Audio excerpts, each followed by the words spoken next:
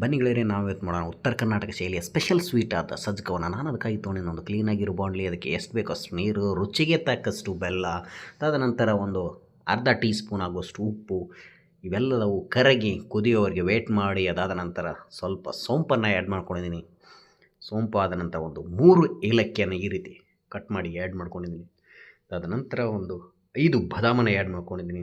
ಬಾದಾಮ್ ಆದ ನಂತರ ಸ್ವಲ್ಪ ಒಣ ದ್ರಾಕ್ಷಿ.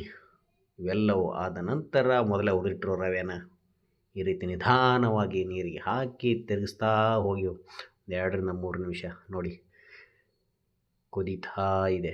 ಹಾಗೆ ಈ ರೀತಿ ನಿಧಾನವಾಗಿ ತಿರುಗಿಸ್ಬೇಕು. ಕುದ್ದು ಸ್ವಲ್ಪ ಗಟ್ಟಿಯಾಗಿದೆ. ಈ ಸಮಯದಲ್ಲಿ ಸ್ಟವ್ ಆಫ್ ಮಾಡಿ ಮೇಲೆ ಮುಚ್ಚಿಡಿ. ಒಂದು 10 ನಿಮಿಷ ಮುಚ್ಚಿ ತೆಗೆದ ನಂತರ ರೆಡಿಯಾಗಿದೆ ನೋಡಿ ಉತ್ತರ ಕರ್ನಾಟಕ ಶೈಲಿಯ ಸ್ಪೆಷಲ್ ಸ್ವೀಟ್ ಸಜ್ಜಕ. ಹೇಗಿದೆ ಅಂತ ಕಮೆಂಟ್ ಮಾಡಿ. ನೀವು ಒಂದು ಸಾರಿ ಮನೆಯಲ್ಲಿ ಟ್ರೈ ಮಾಡಿ. ಧನ್ಯವಾದಗಳು.